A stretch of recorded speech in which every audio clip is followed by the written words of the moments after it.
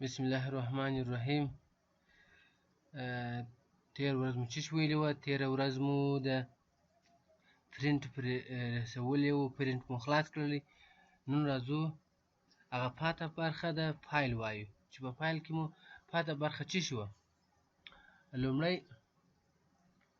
به راسو شیر ته. شیر که غواړم دا ډاکومنټ دا چې ما جوړ کړی دی، ثبت کړی مې دی، دا ډاکومنټ یو بل چا سره شریکم، نو د ایمیل له طریقې شریکولی شي، د آنلاین ډول یې شریکولی شي. ته کولی شې چې د خپلو ملګرو سره هم شیر کړې، د نورو ملګرو سره هم شیر کړې. او ایکسپورټ ته راځو. غواړم دغه فایل پی ډي اف کړم، یعنې تاسو به کېدای شي پی ډي اف پېژنئ یا نه، خو خیر اوس درته وښیم. ګریډ پی ډي اف، دا پی ډي اف فایل غواړی چیرې ثبت کړې؟ غواړم دا په چیز کې ثبت کړم، په ډیسکټاپ باندې ثبت کړم. په ډیسکټاپ یې ته څه په نامه ثبتوې؟ دا دې خپل نوم یې ورته نوشته دی، ویډیو پروینس.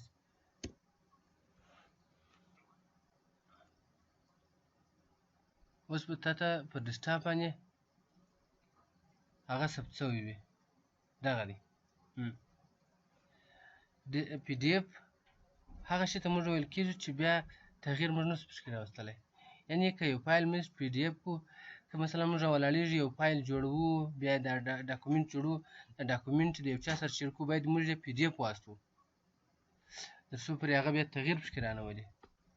که بیا هم دې یې پی ډي اف فورمات کړي، خو هغه رقم به نه وي لکه تا چې کوم فارمټ جوړ کړی وي. نو دا یې پی ډي اف فایل دی، په دې کې تغییر تاسو نشئ راوستلی، تغییر نشئ پکې راوستلی. نو دلته چې شو موږ پی ډي اف خو مو زده کړلی چې موږ څه رقم پی ډي اف کولی شو. دا یوه طریقه ده. بله طریقه مثلا زه راولاړېږم، دغه فایل دی، دا زه ثبتوم. د څه په نامه باندې ثبتوم؟ د سیواز په نامه باندې. په سیواز کې راځو چیرې ثبتوې ده؟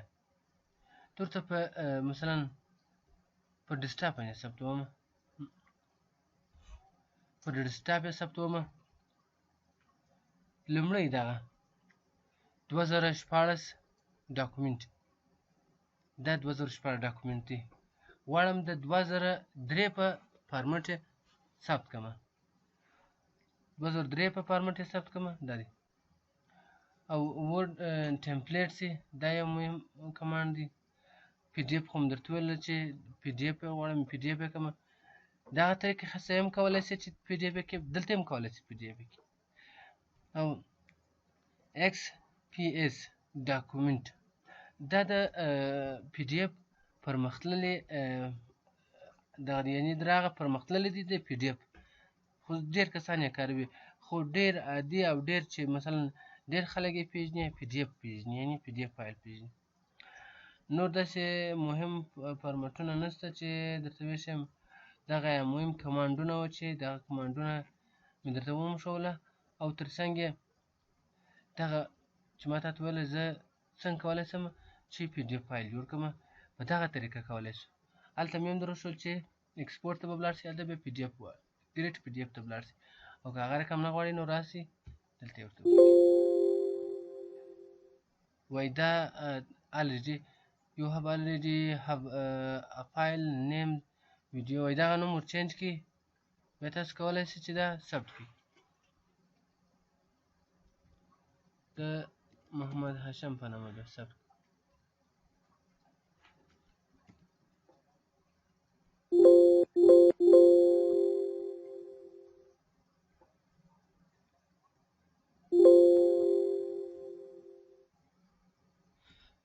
راځو د محمد هاشم په نامه یې ثبتوم.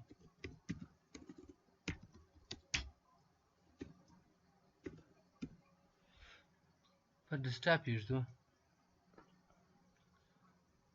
اوس ګوره دا دې موږ پی ډي اف جوړ کړي. کولی شئ تاسې پر ډیسکټاپ باندې د محمد هاشم په نامه باندې دغه پی ډي اف وګورئ. دا د پی ډي اف طریقه وه. انشاءالله په دې کې خو به کومه ستونزه نه وي.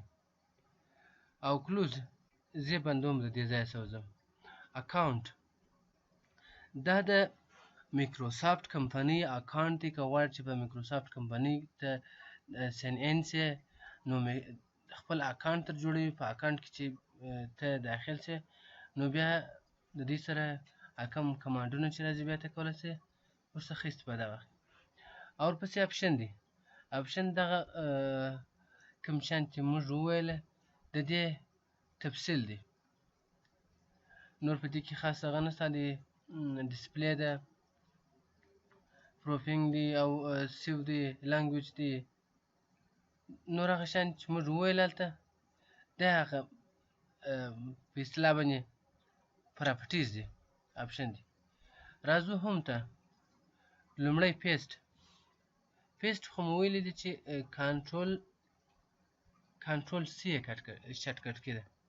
که یو شی غواړمه وبخښئ کنټرول وی شارټکټ کې ده. که غواړم چې یو شی راواخلمه نو بیرته یې موږ چې ایږدو په پیسټ باندې ایږدو. کټ او پیسټ او دغه فارمټ چې تاسو ګورئ ده فارمټ پینټر چې دی دا مثلا زه غواړم دغه ته چې مې یو فارمټ ورکړی دی مثلا دا زه ورته وایم دغه پرنټر فارمټ ډېر یو خوندور شی دی، لنډه لار ده. غواړم چې هغه ټوله خط دغسې کړم دا لاندې خط چې دی هغه رقم واړوم لکه هوغل ورډ چې ما واړوي وینې ټوله یې واړوم. او پاستو کټ او پیسټ خو مو تاسو ته مخکې ویلي وه. راځو بولډ ته. موږ که غواړو چې خط ته بولډ ورکړو نو شارټکټ یې څه دی کنټرول بي ده. کنټرول بي شارټکټ کې ده. او دوم لینک دا صرف د خط یوه اندازه کږوي، لږ اندازه. ځینې اخبارو کې به تاسو لیدلی وي دا خط یوه اندازه کوږ. انډرلاین د دې دپاره استعمالیږي که یو چاته یو شی مشخصوي. مثلا زه وایم په حساب یا مثلا دلته مې لیکلی دی چې دغه پیسې چې دی دغه پیسې مثلا په دغه خط کې ته ورته انډرلاین کې چې دغه عدد زه درښیم، دغه شی زه درښیم انډرلاین مې کړي. انډرلاین خپل هر کوم فارمټ چې غواړې باډران لري، سره کوم باډر غواړې چې ور یې کړې خپل په خوښه هم باډر ورکولی شي او باډر ته خپل په خوښه رنګ هم ورکولی شي. چې ستا خوښ وي هغسې باډر ورکولی شي او خپل په خوښه باندې باډر هم ورکولی شي. پنډ باډر یې ورکړه. دا یوه. او بل دغه چې تاسو دغه علامه وینئ دا تروپ په نامه باندې چې ده دا په ځینې اخبارو او مجلو کې په خارجي مجلو کې کارېږي خو موږ ترې استفاده نه کوو. او راځو فونټ ته. فونټ غواړې سر کوم فونټ ورکړي ور ودرېږه پر هر ځای چې کوم خطه چې فونټ غواړې ور ودرېږه هغه فونټ درته ښیي. ستا خپل په خوښه باندې چې ته فونټ ورکوې ستا په خوښه باندې فونټ ورکوي. که پوښتنه وه غږ کوئ. ورپسې پسې دغه د ستا د فونټ یا ستا د خط اندازه ته څونه غواړې کولی شې په څونه اندازه باندې ته ثبت کړې.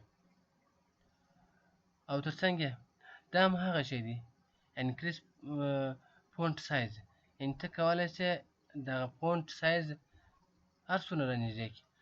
هلته یې څه دي هلته یې مکمله 2 اویا دی. دلته تاسې کولی شئ چې د هر څو پورې حتی یو توري بیخي غټ درته راولي. او ډسکریز فونټ سایز بیرته کوچنی کول، ډسکریز کوچنی کول. هر څونه غواړئ چې کوچنی یې کړئ کولی شئ چې کوچنی یې کړئ. او تر څنګ په ورځ چې مو ویله ټکس ټایپولوژي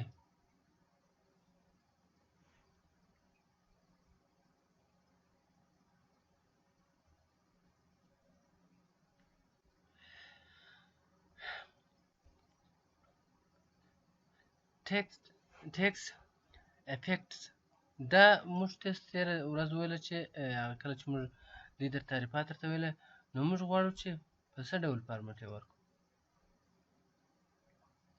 یعنې دا فارمټونه دي تاسو غواړئ په کوم فارمټ باندې دا جوړ کړئ او تر څنګ یې سبسکرایب دی او دا غواړو چې مثلا یو شی په توان ونیسو مثلا زه وایم